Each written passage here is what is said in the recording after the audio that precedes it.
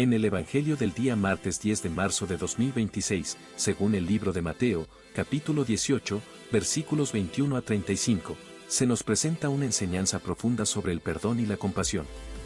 Esta enseñanza nos viene a través de una conversación entre Jesús y Pedro, donde se aborda la pregunta sobre cuántas veces debemos perdonar a nuestros hermanos cuando nos ofenden. La pregunta de Pedro surge en un contexto donde la comunidad cristiana primitiva estaba tratando de entender cómo vivir de acuerdo con los principios del reino de los cielos. Pedro, como líder en la comunidad, busca claridad en cómo manejar las ofensas y los conflictos que inevitablemente surgen en las relaciones humanas.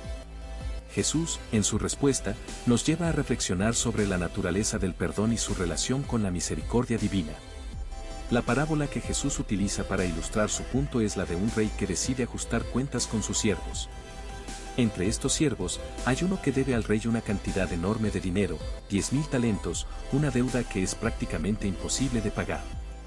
El siervo, al verse enfrentado a la realidad de su situación, se postra ante el rey y le pide paciencia, prometiéndole que pagará todo lo que debe. Conmovido por la desesperación y la promesa del siervo, el rey decide perdonarle la deuda, mostrando una misericordia y compasión inesperadas. Lo que sigue en la parábola es particularmente instructivo. El siervo, una vez perdonado, sale y encuentra a uno de sus compañeros que le debe una cantidad mucho menor, 100 denarios. En lugar de mostrar la misma compasión y misericordia que había recibido, el siervo agarra a su compañero por el cuello y exige que le pague la deuda.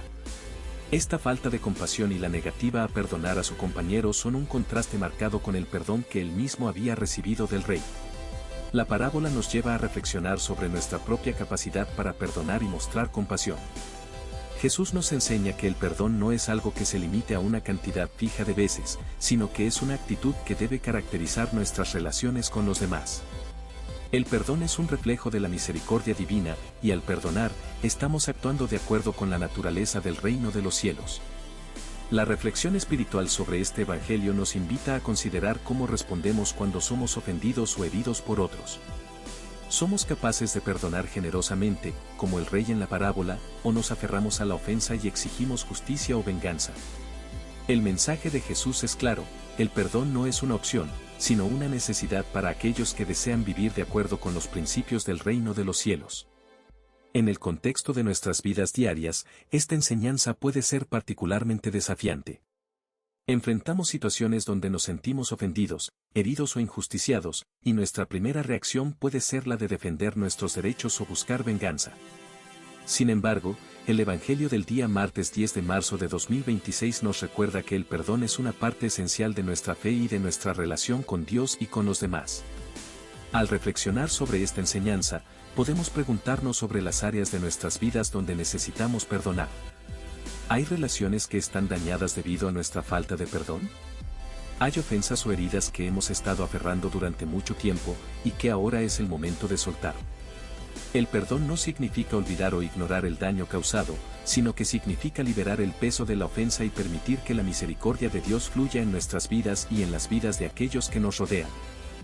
En última instancia, la enseñanza de Jesús sobre el perdón nos lleva a una profunda reflexión sobre la naturaleza del amor y la misericordia divina. El perdón es un acto de fe, un acto de confianza en que Dios es justo y que su misericordia es infinita. Al perdonar, estamos declarando nuestra confianza en la bondad y la justicia de Dios, y estamos permitiendo que su amor y su misericordia transformen nuestras vidas y nuestras relaciones. En el martes 10 de marzo de 2026, esta enseñanza nos desafía a vivir de acuerdo con los principios del reino de los cielos, principios que nos llaman a perdonar generosamente y a vivir con compasión y misericordia hacia todos.